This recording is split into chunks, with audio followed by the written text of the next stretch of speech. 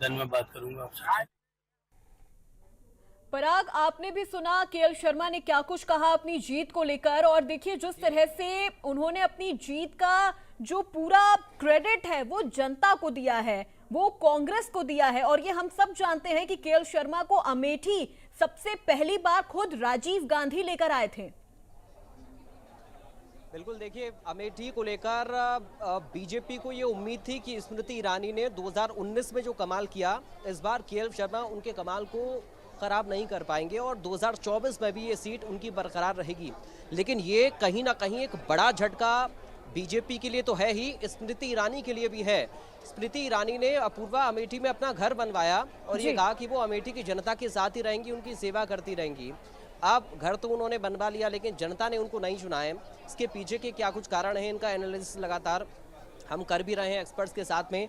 दानिश हमारे साथ मौजूद है। दानिश, अमेठी से स्मृति ईरानी हार गई हैं, अब ये नतीजा भी आ गया, कैसे देख रहे हैं आप इसको? अमेठी से स्मृति ईरानी का हारना वाकई बीजेपी के लिए और उनकी पूरी पार्टी के लिए एक बड़ा झटका है, क्योंकि एक कद्दावर नेता थी, बेहतरीन वक्ता है, अच्छी प्रवक्ता भी है। लेकिन जिस तरीके से पूर्वांचल के इलाके में बीजेपी की जो लगातार एक के बाद एक जो अभी सीटें कभी पीछे चल रही हैं और हार के जो समीकरण अब तब्दील होते जा रहे हैं, वाकई ये बहुत बड़ा एक डेंट लगा है। और स्पेशली जिस तरीके से अयोध्या के आसपास के जो ज़िले हैं, जैसे सुल्तानपुर, अम्बेडकर नगर, अमेठी, बाराबंकी, बस्ती, बहराइच, इन सारे ज़िलों के आसपास देखेंगे तो राम मंदिर का एक बहुत बड़ा एक शगुफा जिस तरीके से बीजेपी ने खड़ा किया था कि उसके भरोसे वो जीत दर्ज कर लेगी। लेकिन जो जीत की जो 4 वजह हम बता रहे हैं, उसकी वजह एक ये है कि मायावती ने जो कैंडिडेट अब की बार चुने हैं वो कहीं ना कहीं बीजेपी को कहीं नुकसान पहुंचाए हैं। और दूसरे, अखिलेश यादव ने जो कैंडिडेट को उतारा है उसमें उन्होंने हर ज़िले में जिस तरीके से वोट बैंक को नापा तोला कि अगर यहाँ पर बिंद का वोट ज़्यादा है, एससी का वोट ज़्यादा है, मुसलमान का वोट ज़्यादा है, तो उस तरीके से उन्होंने टिकट दिया है। और तीसरे, जिस तरीके से बेरोजगारी और पेपर लीक का जो मसला था, युवाओं में जो एक आक्रोश था, वो उसकी नाराजगी योगी आदित्यनाथ को प्लस बीजेपी को वो झेलना पड़ा है। आप सोचिए कि एक छोर पे पीएम मोदी और दूसरे छोर पर सीएम योगी, उसके बावजूद इतना बड़ा डेंट लगा है पूर्वांचल के इलाके में। ये वाकई बीजेपी के लिए सोचने वाली बात है आने वाले वक्त के लिए, क्योंकि बहुत बड़ा ये डेंट है, क्योंकि बहुत सारी उम्मीदें थी। जिस तरीके से वहाँ पर विकास के काम लगातार किए जा रहे थे, वाराणसी में ज़बरदस्त विकास का पीएम मोदी ने काम किया, गोरखपुर में जिस तरीके से लगातार एक के बाद एक योगी आदित्यनाथ काम किए जा रहे थे, अयोध्या को जिस तरीके से एक पूरा नक्शा ही बदल दिया, फिर भी वहाँ की जनता में जो आक्रोश था बेरोजगारी को लेकर, और कहीं ना कहीं जो राहुल गांधी का वो एक, मुझे लगता है कि 1 लाख खटाखट वाला वो था, कहीं ना कहीं वो खटाखट वाला महिलाओं तक पहुंच गया और उसका भी असर दिख रहा है, यात्राओं को असर भी है। है। देखिए, इन बातों का जो सिलसिला है वो लगातार जारी रहेगा। और इसी बीच हमारे साथ वरिष्ठ पत्रकार के विष्णुदेव राय हमारे साथ जुड़ गए, सीधे उनका रुख करते हैं। सर देखिए, लगातार अभी हम यही डिस्कस कर रहे थे कि जिस तरह की चोट बीजेपी को इस बार उत्तर प्रदेश से मिली है, इस चोट से वो आखिर कब तक उभर पाएंगे। और ऐसे में अभी केएल शर्मा का भी बयान सामने आया है। सर, आपको क्या लग रहा है, कांग्रेस क्या खुद केएल शर्मा को लेकर इतनी कॉन्फिडेंट थी कि वो अमेठी में स्मृति ईरानी को हरा पाएंगे? साक्षी, देखिए एक पशोपेश की स्थिति बनाई थी कांग्रेस ने।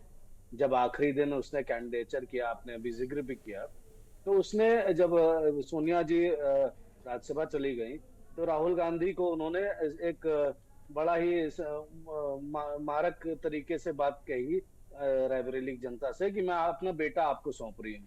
लेकिन बैकग्राउंड में अगर आप देखें तो प्रियंका गांधी ने सारा मैनेजमेंट वहां किया अमेठी में आप समझिए टॉर्च की लाइट रोशनी में उन्होंने जनसभा करी। तो ये कहीं ना कहीं इफेक्ट तो देता है कि अमेठी और रायबरेली सालों से कांग्रेस पार्टी के गढ़ रहे हैं, इस बार पुनः वहां जीती हैं। स्मृति ईरानी की कमजोरी ये रही कि उनके ऊपर आरोप ये लगता रहा कि आप यहाँ आती नहीं हैं, यहाँ मिलती नहीं है लोगों से, इस तरीके के बातें वहां कही जाती रही। वहां रोष तो था लोगों में। बीजेपी ने बहुत सी चीजें करी वहां पर संगठन के हिसाब से कि वहां पर जितने विधायक थे उनको उसने अपनी तरफ कर लिया, वो समाजवादी पार्टी के थे, लेकिन वो भी कहीं ना कहीं कारगर नहीं हो पाए। उन सब लोगों की स्थितियां बड़ी गड़बड़ हो गई, ये कह सकते हैं। सर, इसके आगे साक्षी एक बात बस और जोड़ दूं मैं, बीजेपी के लिए सबसे बड़ी दुर्घटना जो अगर होगी इस चुनाव में जो देखने को मिल रही है, वो अयोध्या होगी, फैजाबाद सीट। अगर वहां पर वो पीछे चल रहे हैं करीबन 25,000 मतों से, अगर वो हार जाते हैं तो वो स्थिति बहुत गड़बड़ होगी बीजेपी की। बिल्कुल वो स्थिति गड़बड़ होगी, क्योंकि जिस तरह से राम मंदिर का जो फैक्टर हम पिछले कई महीनों से देखते चले आ रहे हैं, राम मंदिर के नाम पर वोट की जो अपील की जा रही है, अगर अयोध्या हार जाते हैं तो ये और एक बड़ी चोट हो जाएगी बीजेपी के लिए। सर एक सवाल आपसे यहां पर यह भी रहेगा, पूर्वांचल पूरी तरह से बीजेपी के हाथ से निकल गया है। बिल्कुल सही कह रही हैं साक्षी। ये इसका जो आकलन मैंने लगाया और मेरे साथियों ने लगाया, वो आकलन ये है कि कहीं ना कहीं बीजेपी अपने लाभार्थी वर्ग के भरोसे रही थी। लेकिन वो इस बार के चुनाव में जो आरक्षण का मुद्दा उठाया राहुल गांधी और अखिलेश यादव ने, कि 400 सीट इसलिए चाहिए, 400 सीट का जो नारा था वो कहीं ना बिल्कुल कहीं। सर आप लोगों को यहीं पर रोकूंगी, पुष्कर सिंह धामी क्या कुछ कह रहे हैं, एक बार वो सुनवाते हैं। पूरे देश के अंदर भारतीय जनता पार्टी और एनडीए गठबंधन को देश की जनता ने बहुमत देकर फिर से सरकार में आने का अवसर प्रदान किया है। इस अवसर पर हमारे पार्टी के अध्यक्ष,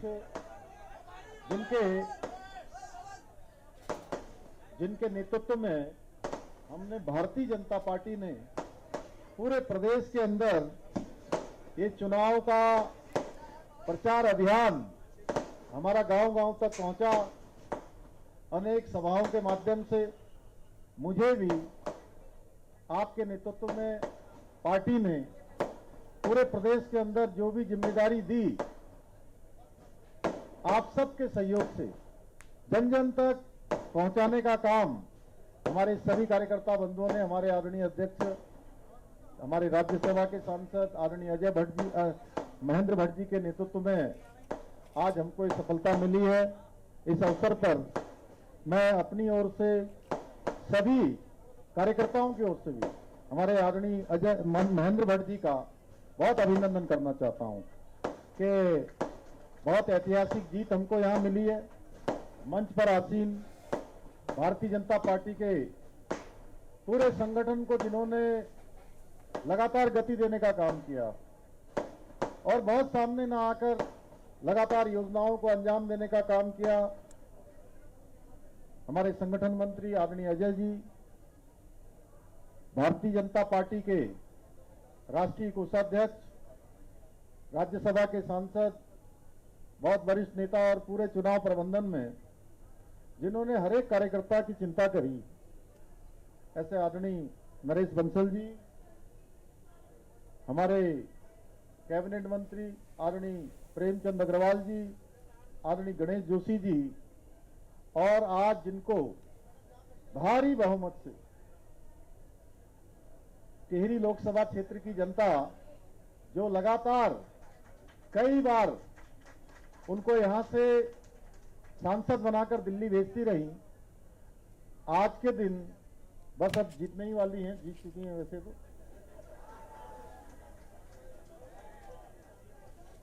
अभी बस इस कार्यक्रम के बाद सीधे सर्टिफिकेट लेने जाने वाली हैं।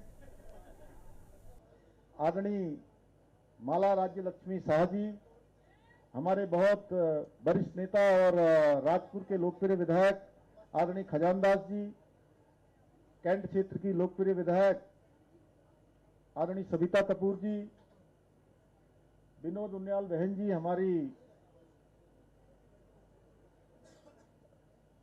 महिला मोर्चा की अध्यक्ष बहन आशा नौटियाल जी, अनिल जी, हमारे कोषाध्यक्ष, जिन्होंने पूरे चुनाव अभियान में सारी व्यवस्थाओं को संचालन किया।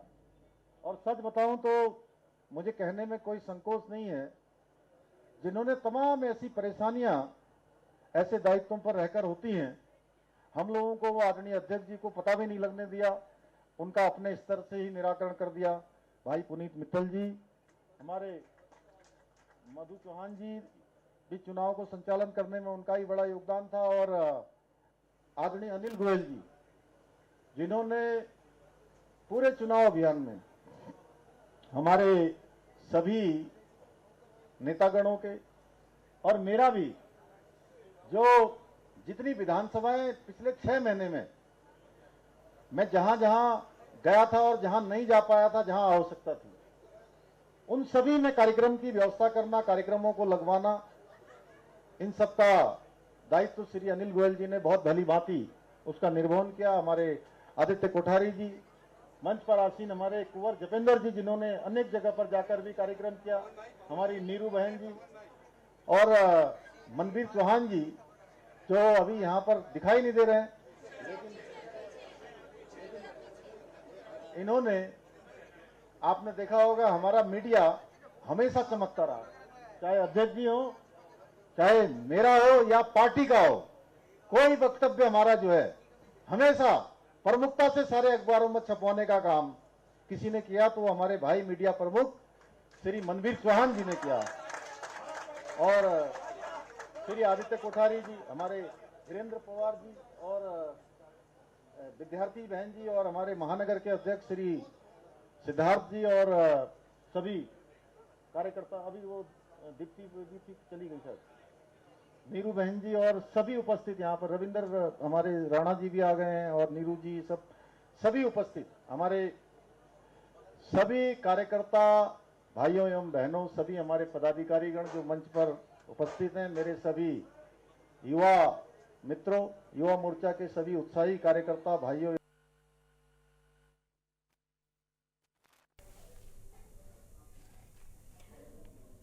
तो चलिए सीधे रुख करते हैं हमारे मेहमानों का। मनीष जी हमारे साथ लगातार बने हुए हैं। मनीष जी, भी आपने पुष्कर सिंह धामी को भी सुना, जो अपनी जीत को लेकर किस तरह से आश्वस्त और खुश नजर आ रहे हैं। एक बार फिर से उत्तर प्रदेश पे आते हैं। पूर्वांचल की सीटों को लेकर बीजेपी का आकलन इस बार कहाँ गलत हो गया? देखिए, पूर्वांचल में 2-3 आकलन है जो हमें फिर से करने होंगे।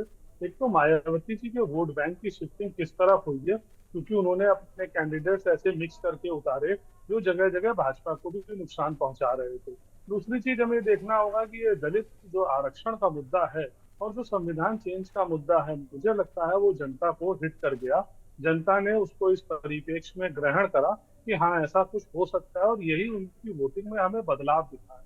हम लेकिन देखिए, भारत की राजनीति की परिप्रेक्ष्य में आज जो पार्टी सेकंड आई है, 100 सीटें के लगभग जीत रही है, उसकी जीत मान रहे हैं, और जो 242-43 से आज भी सिंगल लार्जेस्ट पार्टी है, उसको कहीं ना कहीं हम कमजोर मान रहे हैं इस परिप्रेक्ष्य में कि हम उसे 14 और 19 से कंपेयर कर रहे हैं। आज यूपी में भाजपा का प्रदर्शन खराब है, लेकिन बगल में ही आप देखिए उत्तराखंड में 5 में से 5 सीटें आ रही हैं। राजस्थान में कुछ खराब है, मध्य प्रदेश में पूरी सीटें आ रही हैं। ऐसे ही हाल राजस्थान के बाद हरियाणा का है। हरियाणा में भी स्थिति उतनी अच्छी नहीं है। तो ये भाजपा को भी मनीष जी, देखिए, कुछ जगहों पर बीजेपी का आकलन तो एकदम सटीक बैठा और कुछ जगहों पर वो आकलन कहीं ना कहीं चूक गया। विष्णुदेव जी, यादव बेल्ट का जो एक बड़ा फायदा समाजवादी पार्टी को इस बार मिलता हुआ नजर आ रहा है, उस पर क्या कहेंगे? साक्षी, देखिए, जातिगत समीकरण बिठाने में समाजवादी पार्टी चीफ अखिलेश यादव ने अभी तो मत दीजिएगा, बोलेगा कि हमसे अब मिले, बहुत सटीक निर्णय लिया था। उन्होंने जहां जहां उन्होंने बोला कि मेरे सिर्फ परिवार यादव में सिर्फ मेरे परिवार के 5 लोग लड़ेंगे, मुसलमानों में से 6 कैंडिडेट दिए। इस तरह से उन्होंने सीट सिलेक्शन जो किया, जहां बिंद बिरादरी के वोट ज्यादा थे वहां बिंद दिए, यही आप नतीजों में देख रही हैं।